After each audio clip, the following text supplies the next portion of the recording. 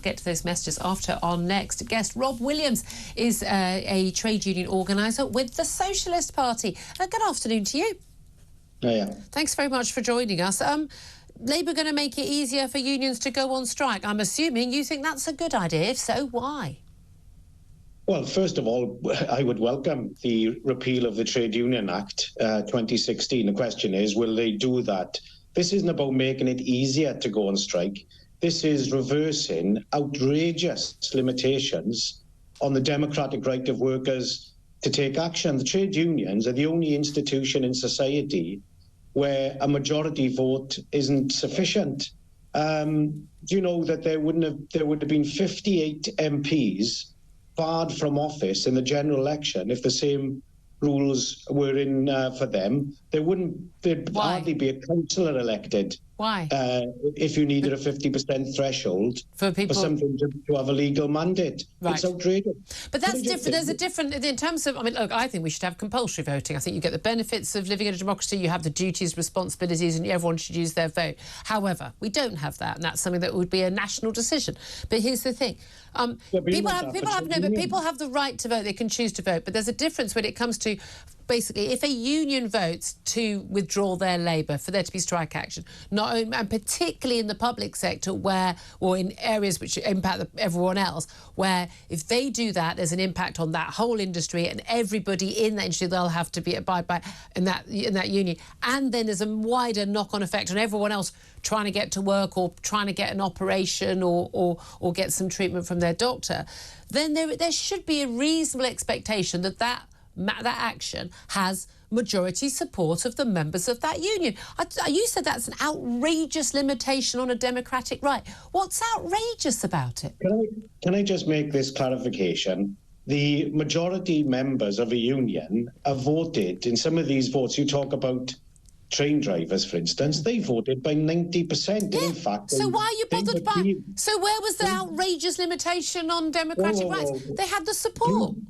Please let me explain. What I'm saying is that in some of these strike votes that have been ruled out, actually, the train drivers won theirs, but in some of those votes, they've had overwhelming majorities in favour of strike action.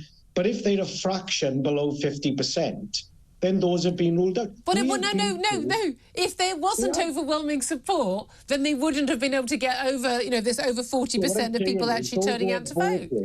Are voted by massive majority for strike action, but if they're a fraction below I understand the point you're making, but if you've got half of members of a union who are massively in favour of it, but the other half aren't or actively don't want it, then you wouldn't have massive support for the strike. That's the point.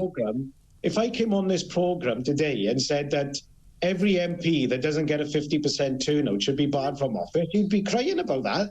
No, look, I wouldn't be crying from it. That's a completely different thing. People have a right to vote or not to vote in this country in a general election. You just don't get to moan about it in a meaningful way if you haven't bothered to vote. You either want to listen to me or don't. Rob, I am listening to you. Rob, let me explain how conversations work. You say something, I say something. I'm challenging. You keep making the same point again and again. I'm pointing out why your point isn't a valid point, because people going out to vote isn't the same as someone balloting for strike action. We have had the most restrictive anti-union legislation. Tony Blair once said it was the most restrictive in Western Europe. He didn't do nothing to get rid of them. I welcome if Starmer's government is going to get rid of that legislation. We'll see first. The point I'm making is that in the last few years, we have had the biggest cost of living squeeze for generations.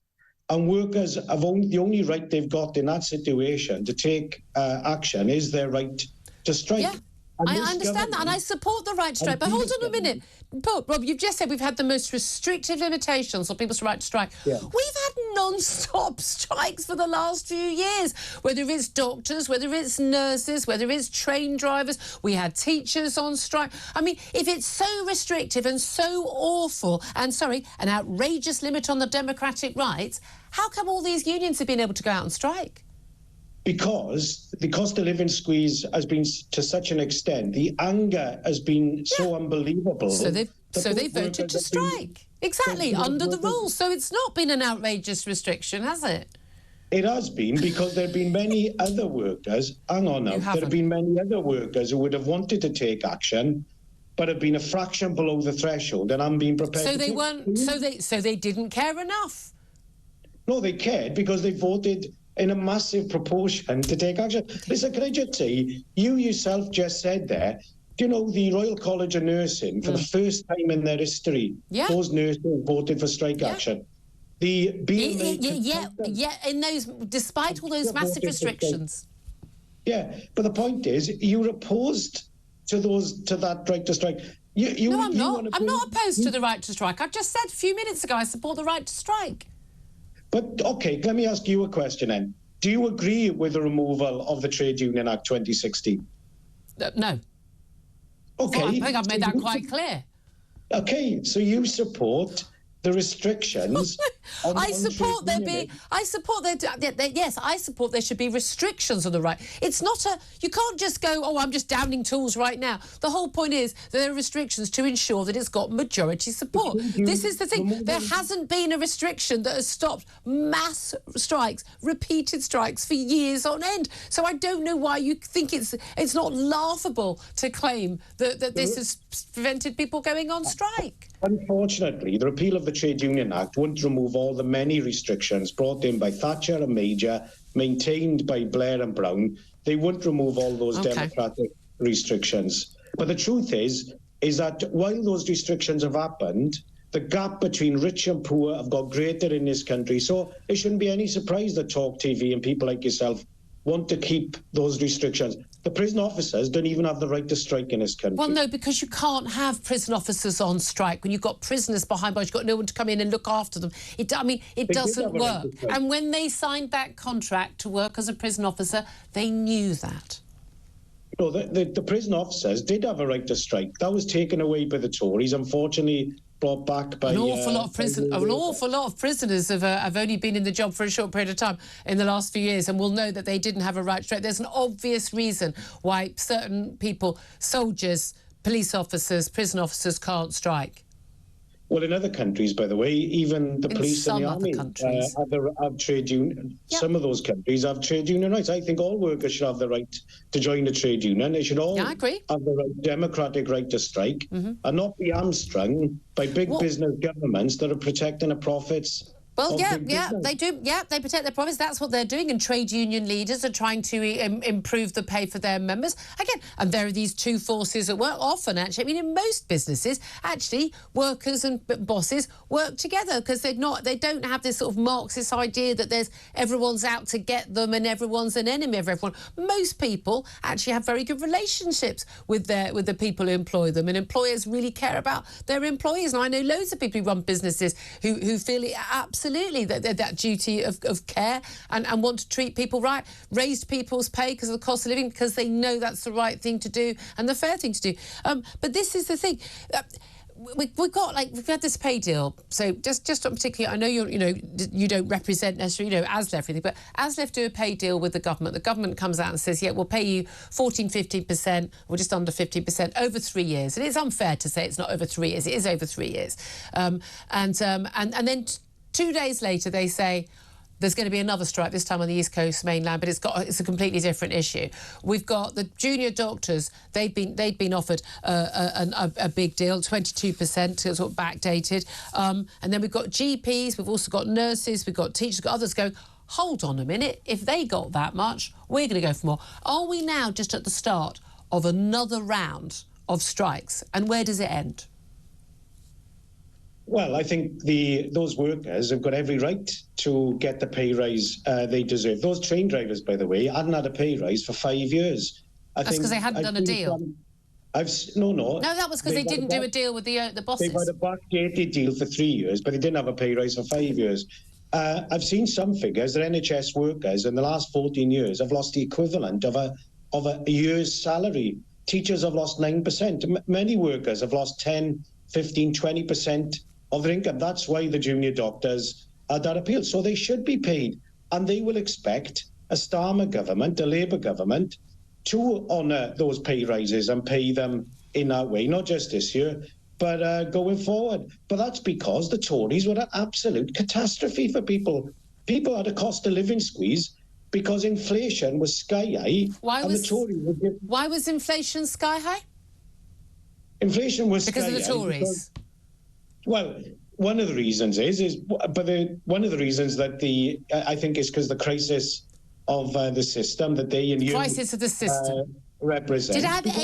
Did it have anything at all to do with the fact that there was massive printing of money to get out of COVID and no one at work? In vast industries, but people being paid to sit at home, and then an energy crisis as a result of the Ukraine war. Do you think it had anything to that, or was it just because it was the Tories?